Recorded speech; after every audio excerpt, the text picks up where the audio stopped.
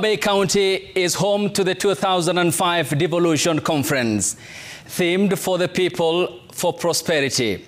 The devolved system as a catalyst for equity, inclusivity, and social justice. But has the system first institutionalized in 2013 and born out of Katiba, promulgated in 2010, and which has ever since then saw the devolution of political power and economic resources serving its purpose.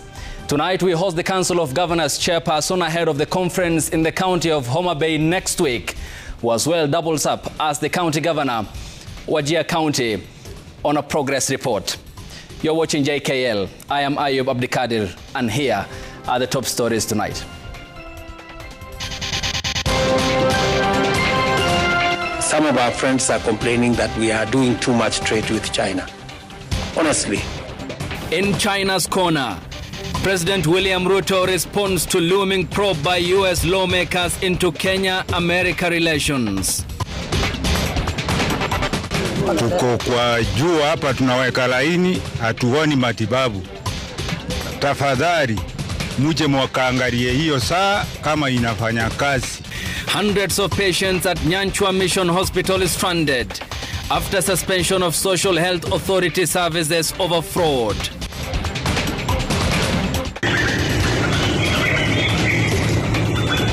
Retired President Uhuru Kenyatta's public appearances trigger speculation over active role in politics.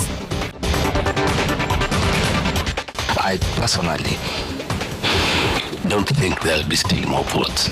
Some are impossible. Then possible, a possibility. Elections will be secured. IEBC chairperson Ethekon allays fears of rigging during the 2027 general elections. Yolanzale is our sign language interpreter. Tonight, we begin with President William Ruto's unapologetic response to Washington, D.C.'s move to reevaluate relations with Kenya.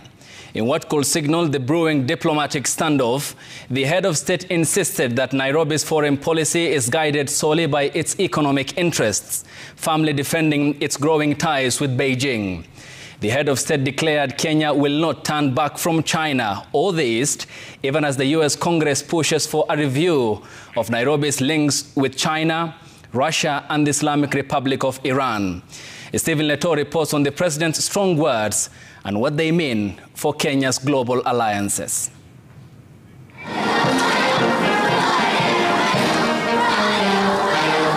President William Ruto's stinging response to the U.S. proposed amendment to the National Defense Authorization Act has sparked yet another diplomatic row between Nairobi and Washington. President Ruto, while addressing an investment roundtable, defended Kenya's relation with China that is now at the center of an impending assessment to inform if Kenya will lose its status as a major non-NATO ally. Some of our friends are complaining that we are doing too much trade with China. Honestly, I mean, you know, when I sat with President Xi, I had a very candid conversation. And I told him that Kenya is importing 600 billion of products from China. Yet we are only exporting 5%, according to Lee. You know, that trade imbalance is serious. President Ruto, during his tour of Beijing, inked multi-billion shillings investments agreements, and now the United States wants an assessment of the trade and investment relationship of Kenya and the People's Republic of China, including its participation in the Belt and Road Initiative and bilateral debt and commercial ties. President Ruto termed the People's Republic of China as a better ally from whom Kenya is making major business breakthrough. They have agreed to a reciprocal arrangement between Kenya and China. They have agreed to remove all the tariffs on our tea, on our coffee, on our avocado, and all other agricultural exports. According to President Ruto, Kenya is not shaken with the review of its status, affirming Kenya's bid to diversify its international markets. We are progressing conversations with India. We haven't quite had a breakthrough with India, We haven't quite, we are very good with where we are with Turkey and Canada. National Assembly's Chair for Defense, Intelligence and Foreign Relations Committee, Nelson Koech, has written to his counterpart, U.S. Senator Jim Risch, who chairs the U.S. Senate Foreign Relations Committee, to reconsider the proposed amendment to the National Defense Authorization Act for the fiscal year 2026 in the best interest of Kenya and the United States. It further notes that it is worth noting that the proposed amendment does not call for automatic review of Kenya's status, but for an assessment to be done and tabled in U.S. Congress for final decision. And as things stand, there is no need to preempt the possible outcome of U.S. legislative process with premature speculations. End quote. According to the Foreign Relations Committee, even if it comes to assessment of Kenya's status as proposed in the amendment, Kenya will participate in the assessment process to build a crucial and fruitful engagement for both Kenya and the United States to enhance and deepen their diplomatic relations. Stephen Leto, CitizenTV. So what really triggered the call to reassess Kenya, US, non-NATO major ally status? Fingers could point to East and to a trip to Beijing, China, where President William Ruto appeared to drop his diplomatic guard in a moment that saw him declare Kenya and China as the new world order partners. And just what does Nairobi stand to lose in the event of a downgrading of the diplomatic ties with the United States of America?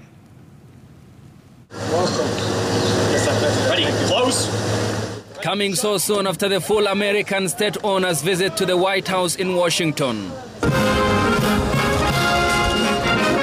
President William Ruto's visit to Beijing carried the full potential and the consequences of a diplomatic backflip. In Washington, the then President Joe Biden's administration designated Kenya a major non-NATO ally. A designation that comes with much weight and privilege in Western circles. But shortly after, President Ruto rolled eastwards and onto the waiting red carpet of China. Another global superpower that is in many ways locked in a supremacy contest with the United States. President Ruto's trip to Beijing saw the Kenyan leader delivering a speech at the Peking University. A speech which in part sounded too enthusiastic for a major non-NATO ally visiting Beijing. Kenya and China are not merely trade partners. We are co-architects of a new world order. African nations. A section of this speech drew the attention of Washington, with the chairperson of the Senate Foreign Relations Committee, Jim Risch, shooting through the roof. Many African nations maintain troubling ties with China, including key national security partners. Just last month, President Ruto declared that Kenya a major non-NATO ally and China are co-architects of a new world order. South. Thank you. That concludes my opening remarks. In friendship. And now, America's probe in reviewing Nairobi's status is contained under a proposed amendment to a bill on the 2026 U.S. military spending that covers more than its 700 military bases across the world. But what does major non-NATO ally status mean? Kenya, like other 18 designated non-NATO allies, had benefits to gain, including economic and military benefits in areas of defense, trade and security cooperation, buying military technologies from America that would be harder for other countries to obtain, eligibility for loans of military materials and equipment for research, the replacement of U.S.-owned war reserve stockpiles that can be placed on major non-NATO allies' territory, consideration of major non-NATO allies for the purchase of depleted uranium ammunition, and entrance into formal agreement with the United States Department of Defense to carry out research and development.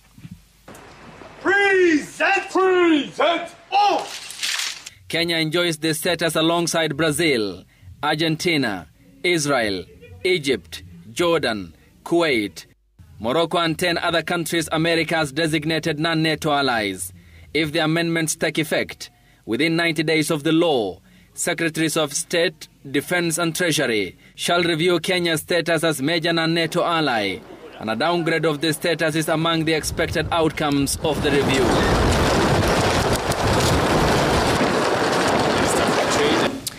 And former Deputy President Rigathi Gachagua says he supports Washington's probe of Kenya's non-NATO ally status. Speaking during a media roundtable engagement in the United States of America tour in Kansas, the DCP party leader says there is legitimate need for America to investigate cases of police brutality, abductions, torture, murder and extrajudicial killings under the Kenya Kwanza regime, as well as President William Ruto's association with blacklisted organizations by America in the region. Seth Olale has the details of that report. In the affirmative. The move by the United States Congress to consider reviewing Kenya's designation as a major non-NATO ally has drawn support from ousted former Deputy President Rigathi Gachagua. Speaking during a media roundtable engagement in his United States of America tour in Kansas, Gachagua said the move was long overdue.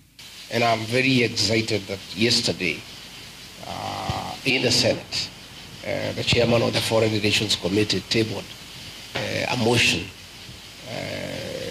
for the American legislative arm to review the status of Kenya as a non-NATO ally because of violation of human rights, because of abductions, extrajudicial killings. The Democracy for the Citizens Party leader is urging Kenyans living in the U.S. to avail to the U.S. Congress sufficient grounds for U.S. review of Kenya's designation as a major non-NATO ally. I want to appeal to the people of Kenya living here and working here in the United States to take time to lobby their senators and their congressmen so that they can know exactly what is happening in Kenya, so that when this particular motion comes up for discussion, there is support from the senators here in the United States, because Kenyans here are quite informed as to what is going on back home.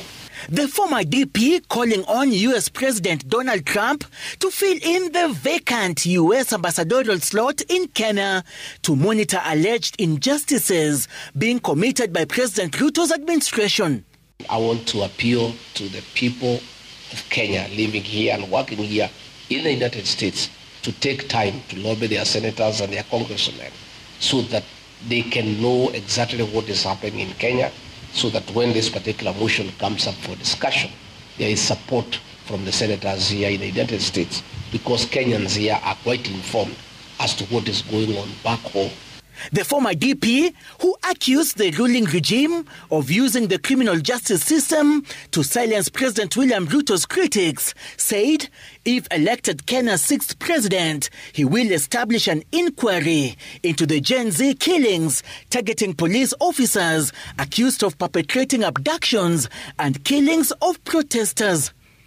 Let me tell officers commanding police stations, officers commanding police divisions, all the atrocities against the people of Kenya that are being committed within your jurisdiction, you will have to answer it one day. The DCP leader, who has been on a month-long tour of the U.S., announcing that his first stop upon returning home will be holding rallies in Kisii, Nyamira, South Nyanza and Bomet. Seth Olale, CitizenTV. Retired President Uhuru Kenyatta has in recent days resurfaced in public, prompting political conversations. In what appears to be the clearest indication that he will be a key factor in the 2027 general elections, the former president on Tuesday called for a special sitting of the National Delegates Convention of the former ruling party, Jubilee, to discuss, among other issues, the party's direction in the preparation for the next general election. The move, coupled with several others in the recent past, has put the Jubilee Party leader in sharp focus more than 2 years after leaving office, raising speculations as to his increasingly but busy political calendar. Emmanuel Toh has that report.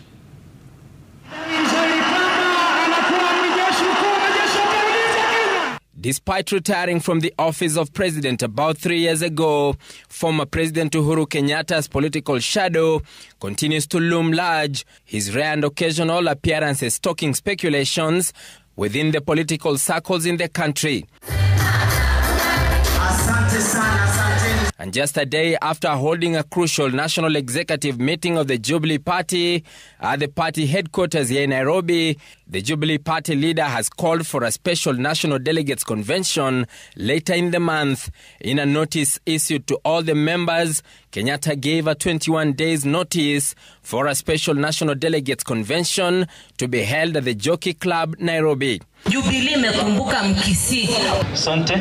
The former head of state highlighting 3 key agendas for the meeting, including receiving status report from the National Executive Committee, reviewing, formulating and approving party policies, and considering and approving any other matters.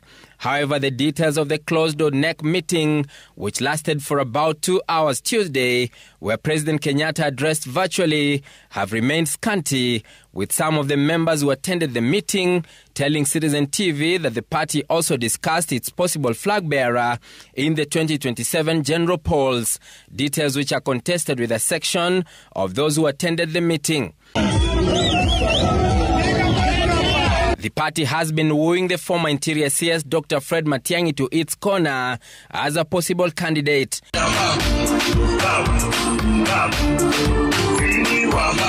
However, the party is said to have floated the idea of backing ODM leader Raila Odinga should he sever ties with President William Ruto.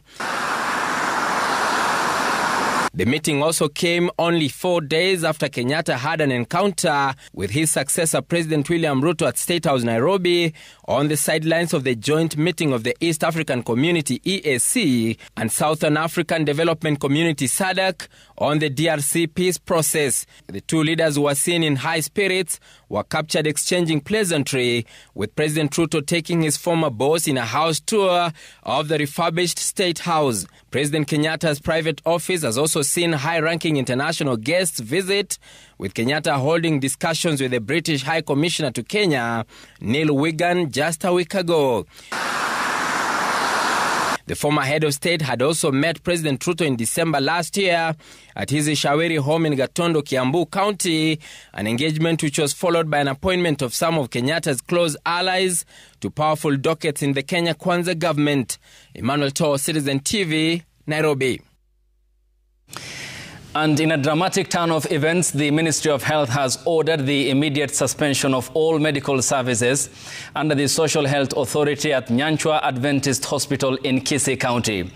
The directive follows allegations of financial misconduct involving millions of shillings from the government's medical scheme. A letter from the ministry mandates the urgent transfer of all SHA patients as services remain suspended for the next 90 days to allow for investigations.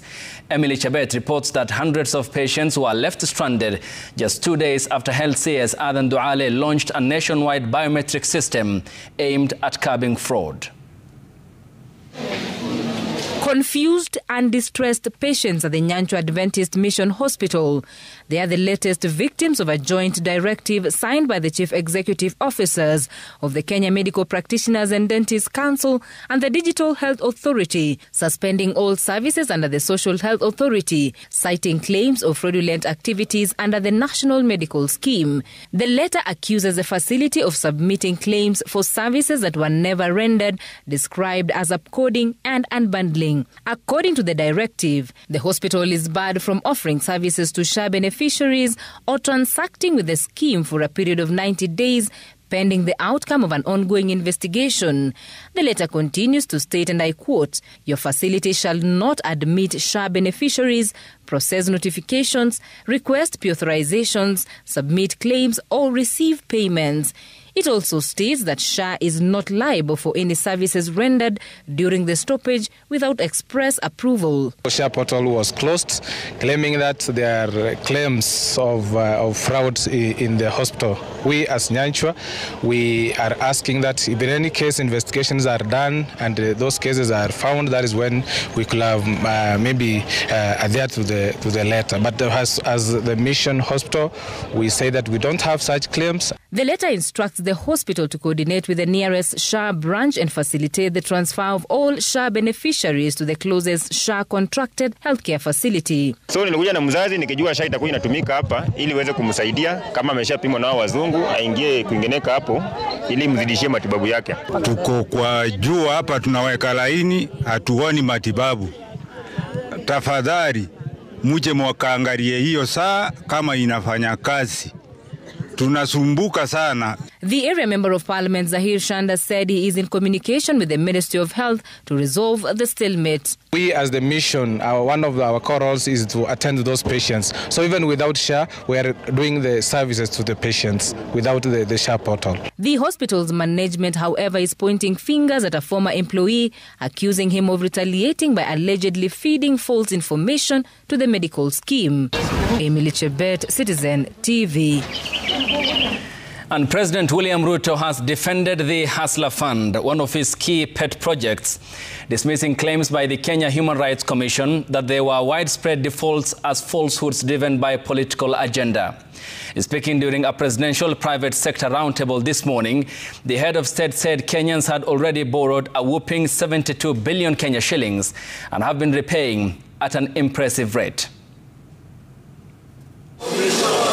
In an apparent rejoinder to a damning report by the Kenya Human Rights Commission, which painted a grim picture of the government's Hustler Fund, launched in November 2023, President William Ruto came out guns blazing, terming the report an organized misrepresentation of facts, enumerating the fund's success thus far. In just under 3 years, it has disbursed over 72 billion to 26 million Kenyans, mobilized over Kenya shillings 5 billion in savings, and provided vital working capital to millions of micro entrepreneurs, proving that even the smallest businesses can thrive with the right support. The president, who addressed a private sector roundtable in Nairobi Wednesday, refuting claims that there was a default rate of 68% of the money, saying Kenyans were remarkably paying back the loans. Those same critics are spreading fear and despondency by falsely claiming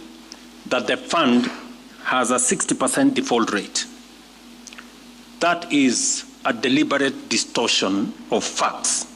The truth, backed by data, is that the Hustler Fund has a recovery rate of 83.3%. The head of state calling out the Kenya Human Rights Commission for allegedly being used to settle political scores. I want to persuade my good friends, the people who talk from Nairobi. They talk to us from posh hotels, They have money from this NGO and that NGO and the other one. Please, there are Kenyans who today have a mechanism for them to borrow money. The report by KHRC released Monday called for the shutdown of the Hustler Fund, calling it a political loss-making scheme disguised as progress. Emmanuel Tao, Citizen TV, Nairobi.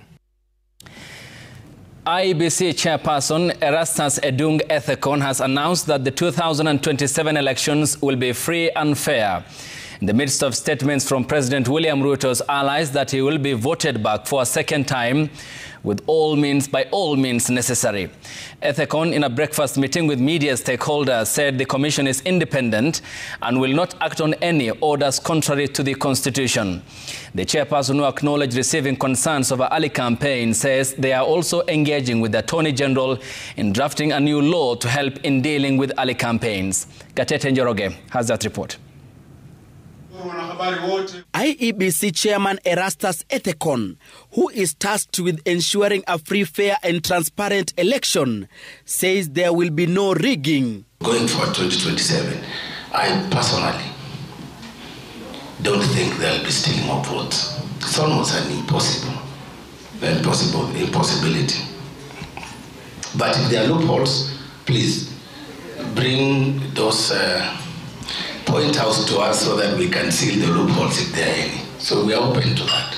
Over the last few weeks, the country has been treated to unsettling statements made by MPs allied to President William Ruto. The leaders, without mincing their words, have alluded to plans to ensure the ruling coalition earns a second term during the 2027 general elections by all means. Oscar anasema isipojaa tutajaza. Na mimi nasema kwa njia nyingine but we are saying the same thing basically. Kwamba lazima ijae. kwa vyovyote vile. 2 terms, sio? Si tunangojea tu debe iletwe, hata kama tutakuwa na votes, tutamuibia, hiyo si siri. Ethekon, who met with media stakeholders, says the commission is focused on delivering its mandate, guided by the constitution, and will not act on any illegal orders. Our elections are highly regulated by law. Every step, we have a vibrant media to check. When we have said check every step, that's the best way we can do. With political temperatures in the country rising due to early campaigns, IEBC is consulting with the Attorney General Dorcas Oduor, who was directed by the High Court to draft new laws on political campaigns to define campaign timelines and deal with the concerns. Access to accurate information at every stage of the electoral process is vital for building and sustaining public confidence. This is why the Commission is committed to working with the media. We are concerned by the growing wave of political intolerance. Political rallies are being disrupted by hired goons. Hate speech and inflammatory remarks are being normalized. Few perpetrators are held accountable. This climate threatens not only democracy, but also journalists' safety. The IEBC chairman, who promised to release the by-elections dates within a week, says the 2027 elections will be held as planned. As the chairman said, Gatete Njoroge, CitizenTV, Nairobi. President William Ruto and ODM party leader Raila Odinga have formed a 5-member committee to oversee the implementation of the 10-point agenda outlined when they signed a memorandum of understanding 5 months ago and the NATCO report of 2023. The committee will be chaired by a former ODM-nominated Senator Agnes Zani and will include former ODM MP and Yala member Fatuma Ibrahim, lawyer and governance commentator Javas Bigambo, policy analyst in the office of the leader of minority Gabriel Oguda, who is also the ODM party's communication strategist, and UDA-affiliated lawyer Kevin Kiarie. The committee is mandated to carry out extensive consultations to ensure the implementation of the Memorandum of Understanding is informed by diverse perspectives and addresses the needs and the aspirations of all Kenyans. The committee will also commence its work immediately and is expected to submit progress report to President William Ruto and the former Prime Minister every 2 months and report to a joint Kenya Kwanza ODM parliamentary group on quarterly basis. A final comprehensive report detailing the status of the MOU's implementation will be released to the public on March the 7th, 2026, marking the first anniversary of the signing of the MOU.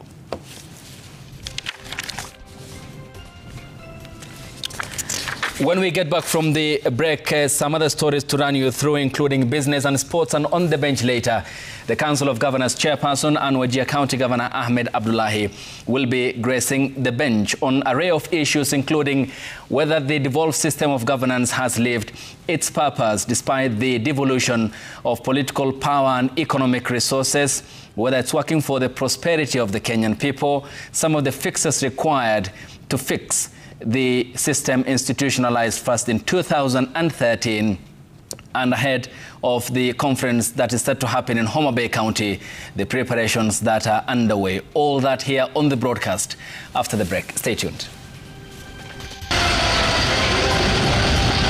6 senior county officials arrested over allegations of embezzlement of 1.4 billion shillings awarded to proxy companies. Her husband at home under the pretext of going to work in Kitengela. As Franklin Wala tells us in the following report, her family is struggling to come to terms with the tragedy as they seek answers over the events that led to her fatal shooting and that of Judy and that of her friend Jen Dano. Judy Mutrisia, the victim, is survived by her husband and 2 children.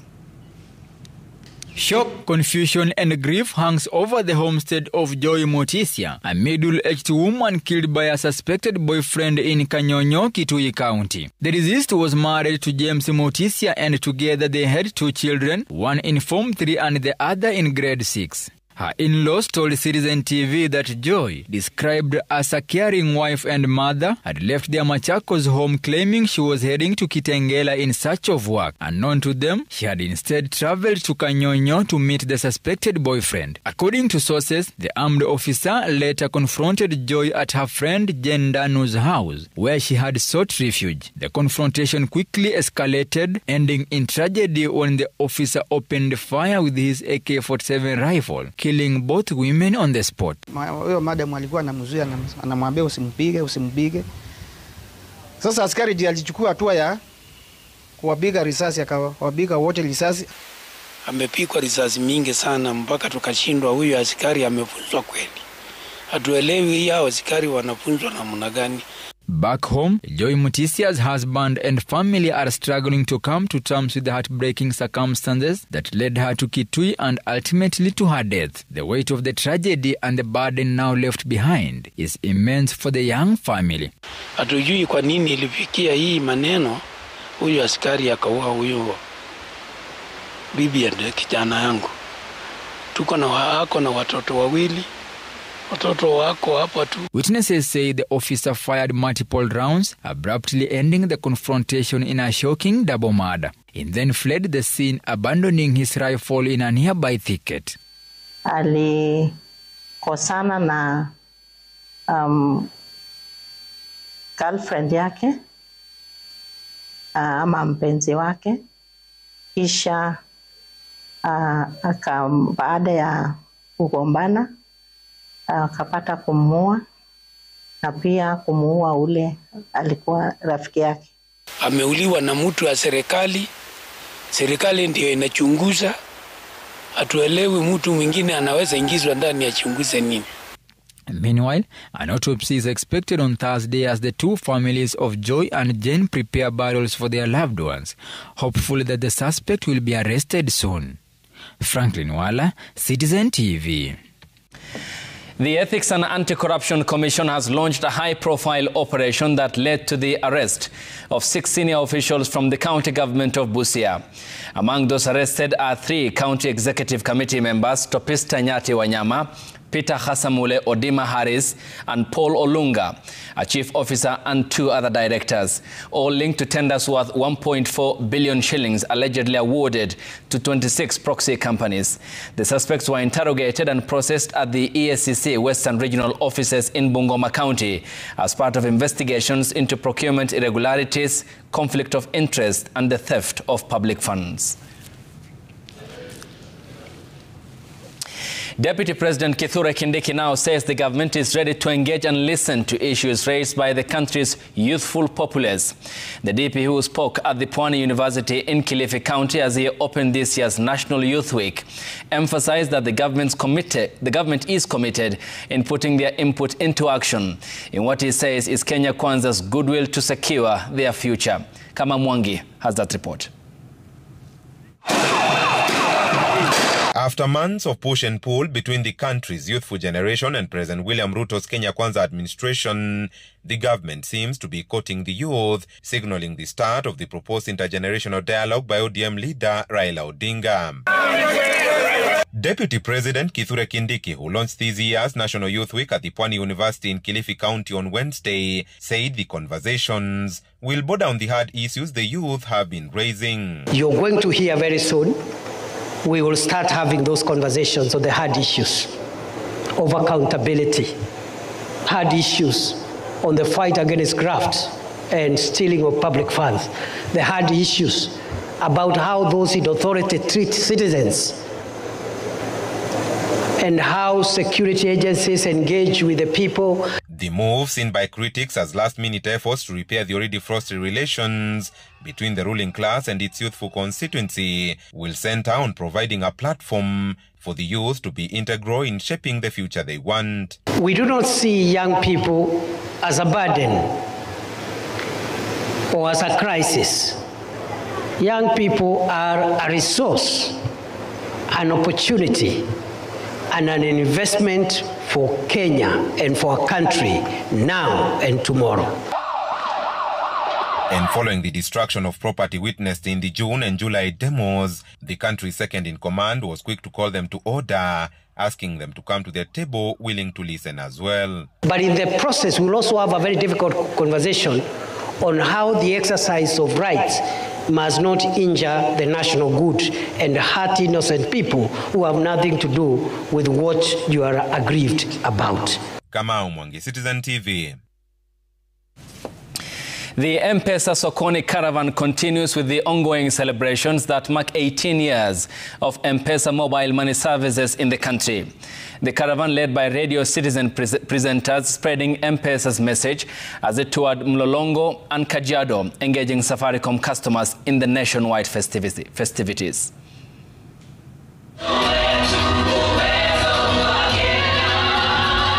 The M-Pesa anthem officially kicked off today's event, greeted with smiles from residents as the Empasoni Caravan arrived in Mlolongo for celebrations. Residents had a chance to interact with Radio Citizen presenters, even as they received giveaways from Safaricom, with a lucky winner in the M-Pesa or box game bagging 10,000 shillings. M-Pesa has brought conveniency. We have agents all over the country. Businesses today are secure because they can use Lipa na M-Pesa to transact in their business. We have pay bills. In Kitengela, Isinya and Kajiado, the scenes were no different. Safaricom is expressing gratitude to its loyal customers who have stood with the brand for the past 18 years. As M-Pesa continue to offer Kenyans a platform to transform themselves economically. Pale unaweza pata taasi pochi loan ili uweze kugrow na biashara yako. So kama ni mwanaboda, mama mboga, unauza smokies, uko na hoteli yako, unapokea pesa pale kwenye pochi la biashara, make sure umepata taasi pochi loan. Una dial *334#. Hasa upande wa pochi ya biashara tumewezesha kufanya vitu mingi kulingana na pochi ya biashara, ina separate upande wa pesa ya biashara na ile pesa yako. Hata customer ile muda tumefanya nao kazi, vijana walikuwa naliwa na ribasiwa pesa, lakini hiyo mikakati tulifunga kabisa. Asanteni kufanya Safaricom iko namba moja. The Empasoni Caravan has consistently attracted large crowds eager to learn more about M-Pesa. Tomorrow the caravan will be heading back to the city, touring Kayole, Mwiki and Githurai for yet another thrilling experience of M-Pesa Sokoni. Steve Shitera, Citizen TV, Kajiado. Dozens of religious leaders and faithful, led by Apostle Julius Subi of the Exploits Worship Center, converged in Nairobi for a peaceful prayer procession calling for divine intervention, peace and unity across the country. The week-long summit that will culminate on Sunday in a grand interfaith assembly is expected to draw thousands of faithful and religious leaders at the Uhuru Park grounds.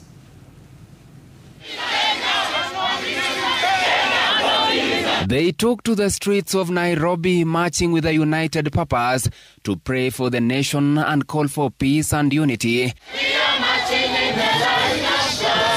The prayer warriors making stops at various streets for song, dances and prayers before marching on. Our nation has been facing a lot of tension and a lot of volatility, but we believe that from now on, we are going to have peace, we're going to have tranquility. I know there has been pain, there has been a season of darkness of a kind, but in this summit, we are bringing a message of hope. The spirited march, which began at the historic Uhuru Park grounds, saw hundreds of faithful from across the 47 counties and beyond waving Kenyan flags. The event marks the opening of a week-long national prayer summit. This summit is about a prayer awakening and praying for our country as well as the nations of the world. The summit, organized in the wake of recent nationwide protest that resulted in the loss of young lives, seeks to offer spiritual healing and promote national cohesion. We have had challenges of demonstrations.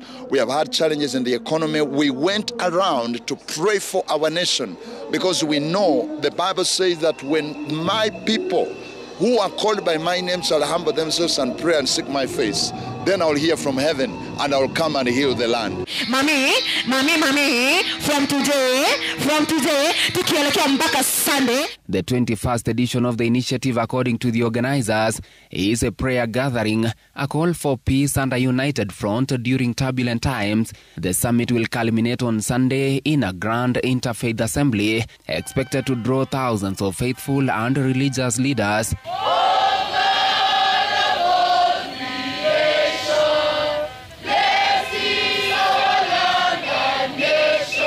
Ben Kirui, CitizenTV, Nairobi.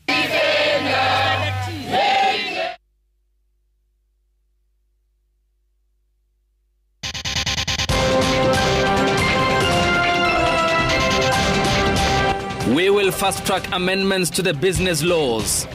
President Ruto tells the private sector amid calls for policy predictability.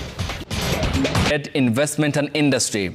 The head of state also called on the private sector to avoid making numerous requests that benefit individual companies at the expense of entire sectors. Jamie Mbogo has that report. The sector has continued with the push for policy predictability, with the Kenya Private Sector Alliance, KEPSA, calling for faster adoption of the national taxation policy. Speaking during the presidential roundtable with private sector, KEPSA CEO Carol Kariuki noted that although the government has addressed some of the taxation issues through the tax amendment law, slow adoption of the national tax policy continues to hinder business activities in the country. With the president now committing to fast-track amendments to the business laws, but also calling on the private sector to minimize their request and allow policies to be reviewed periodically. Because it is a source of concern that companies or individuals influence, committees in parliament, influence chairs of committees in parliament or officials. We end up then with a distorted, policy environment because they end up serving individual companies, not the sector. So the sector also, surely, you must be people of integrity. When it's cross-cutting issues, we always bring harmonized positions as KEPSA. When it's sectoral issues, the sectors do bring harmonized issues as sectors. So we just had to avoid the individual ones because they really mess even for government. To address the high cost of credit for players in the manufacturing sector and to further capitalize the sector, the government, through the Kenya Development Corporation, KDC, says it has raised over 4 billion shillings, which will be channeled through various financial institutions to de-risk the manufacturing sector. Equally, we have negotiated with Saudi Exim. We hope that we can also close on another credit line that will also support manufacturers and exporters. This is credit that we are making available that is not commercial. Is it commercial? It's not commercial. It is concessionary financing to support the industry. I am happy to look for government resources to do more in that space if the industry aligns with what we are doing. And as the private sector continues to engage government in good faith, the continuous gaps between promises and delivery continues to erode their confidence. The private sector now calling on the government to make commitments that they can action on. Jimmy Mbogo, CitizenTV, Nairobi. Artificial intelligence, or AI, could contribute over $16 billion to the African economy by 2030. This is according to a white paper by MasterCard. The report, which examines the continent's expanding AI presence, recognizes Kenya as demonstrating consistent advancement in policy formulation, digital finance, and infrastructure. However, it also points out existing challenges related to funding and skills that need to be solved if the country is to realize its full potential. Jasmine Wamboi has that report. Africa's AI market is expanding rapidly, with MasterCard projecting a compound annual growth rate of 27.4% through to 2030. The technology is already reshaping sectors such as finance, healthcare, agriculture, and energy. Kenya is named among the countries leading in AI policy and regulation, alongside South Africa, Nigeria, and Egypt. I do believe, though, that we have a responsibility in the private sector to educate policymakers so that they create a policy infrastructure which effectively paves the way for innovation. Locally, companies like M-Pesa and fintech startups are already using AI to offer digital loans and payment solutions to underserved communities. Still, the country lags behind in AI-specific investment, attracting only $15 million in venture capital in 2023, compared to $610 million in South Africa and $218 million in Nigeria. In Kenya, we see, I believe, a really entrepreneurial society thinking about how we can avail credit, for example, in more responsible ways. The advent of things like buy now, pay later, and some of the clever installment programs shows you've got a really vibrant fintech community. So the question then is, how can we leverage AI to ingest the data, potentially to create that credit elevation in ways that we haven't thought about already? So I believe that AI could be one of the solutions to help us make better decisions and ultimately uplift the community. The report has also highlighted a shortage of skilled AI professionals, even as sub-Saharan Africa is expected to generate 230 million digital jobs by 2030. MasterCard says partnerships with global tech firms like Google and Microsoft will be key in closing this gap. Jasmine Wamboi, CitizenTV.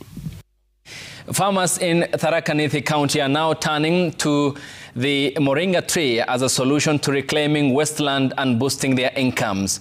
One couple in the county is leading the charge, transforming rocky, unproductive terrain into a thriving green enterprise. They have embraced moringa farming not just as a climate-smart agriculture solution, but also as a sustainable source of food, nutrition and income for themselves and the community around them. Dennis Otieno tells us more on this week's Smart Farm.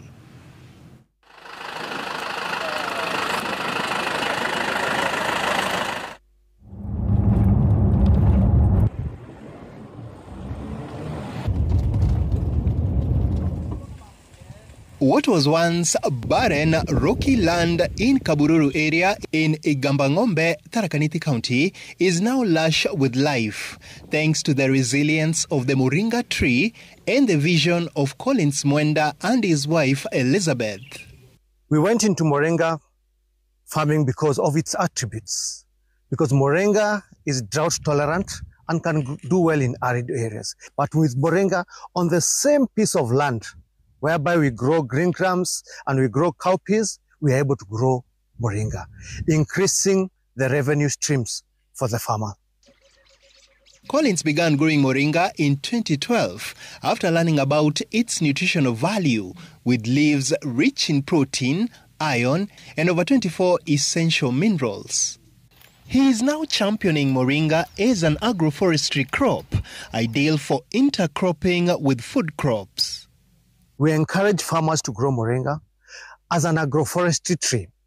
The beauty of moringa is it can be grown together with the other food crops, and it does not compete with the other food crops, but actually complements the other food crops. On the same piece of land that you are growing your beans, your cowpeas, or green grams, you grow moringa there. Moringa is also a nitrogen fixer. By fixing nitrogen, then it's able to improve the productivity of the other crops. Elizabeth Mwenda's journey into moringa farming was inspired by health challenges in her family. After deep research, she left her former job and dove into moringa farming. Kenya, I think we're almost 75 or more % arid. So what that means is quite a good number of Kenyans don't have a staple source of income from their farm. So what moringa does, as my colleague had said, it offers a good cash crop for most of Kenyans. It has 96 nutrients. It has 36 anti-inflammatory properties. So joint aches, all manner of inflammation, moringa is able to take care of that. Your knees, any inflammation. Secondly, it has all the vitamins, so boosting your immunity. The tree absorbs up to 20 times more carbon than average vegetation, making it both a climate solution and a source of income. When you see this terrain here, the soil is not good, it's rocky, but moringa is able to survive in this kind of rocky place, allowing us to reclaim unproductive land and putting it under production. So we are looking at reclaiming over 300 hectares and giving an opportunity to the farmers around us to be able to get an income from moringa and also to give benefit to the environment. His farm now doubles as a training center, targeting over 15,000 farmers with a 5-kilometer radius, each encouraged to plant at least half an acre. How we have designed our farm is we do rainwater harvesting, which goes into a reservoir. And in the reservoir, we keep fish. As we are feeding fish, we are fertilizing the water. Then that water comes down to irrigate the moringa. We'll say along the value chain of moringa, over 1,000 jobs are created. The moringa represents a hardy crop that does well in both arid and semi-arid areas. For Collins and Elizabeth, the moringa represents a cash crop that is today providing a lifeline to thousands of small-scale farmers here.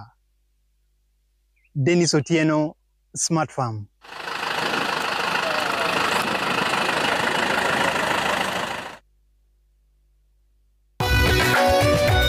Business News, brought to you by Definite Assurance. It's a definite that life has lots of miscellaneous risks, meaning you have to be insured against burglary in your home and business. Have a group personal accident cover and Weber. It's a definite, you need Definite Assurance. Uko nao?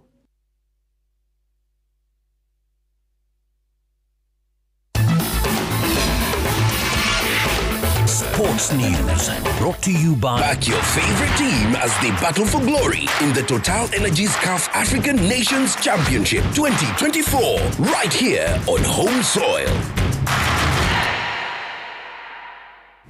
Time for sports, and the Harambe Stars head coach Benny McCarthy has added Masood Juma on the injury list ahead of their second Group A match against Angola on Thursday night. Masood was injured during the opening match against the Democratic Republic of Congo and is struggling to be fit for the second match. Coach McCarthy has also rated Angola very highly, saying they were the better team against Morocco despite losing 2-0 at the Nyayo National Stadium during their opening match. The coach says Angola are very solid in the midfield, playing with 5 players, which makes it difficult for the opponents to break them down. Key for the Harambe Stars tomorrow is taking their chances, as the coach feels Angola will put up a solid performance. The Stars need to avoid defeat against the Southern Africans to maintain their chances of advancing to the quarterfinals.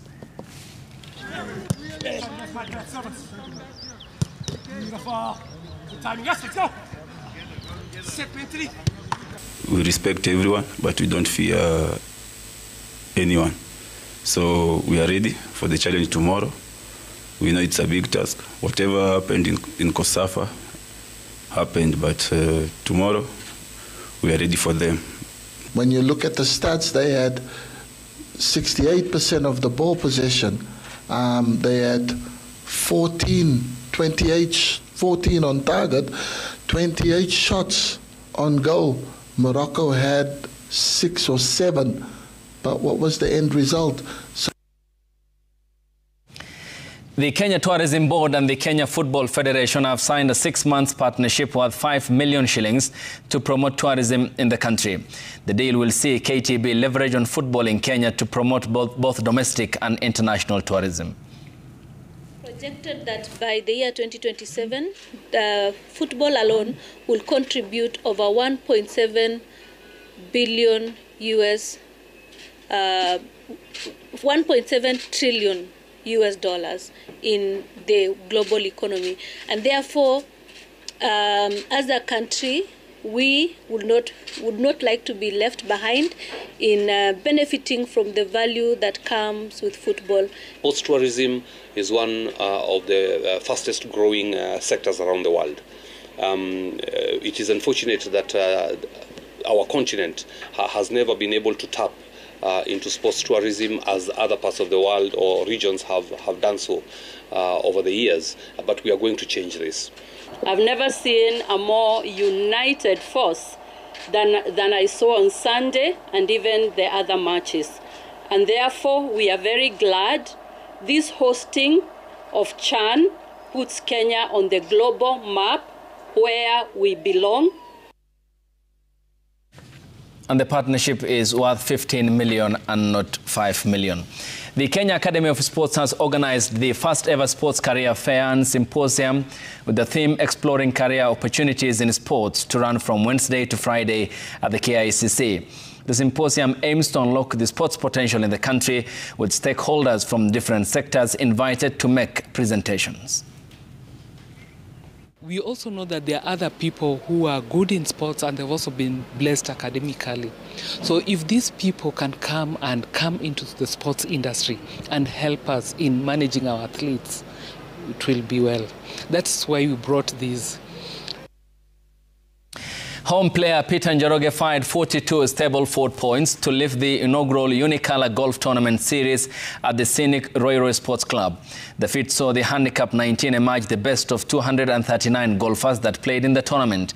The unique bit about the tournament is the winning prize, a complete makeover of his house. There were two other grand prizes for the hole, in one at par 3 hole number 3 and at par 3 hole number 11.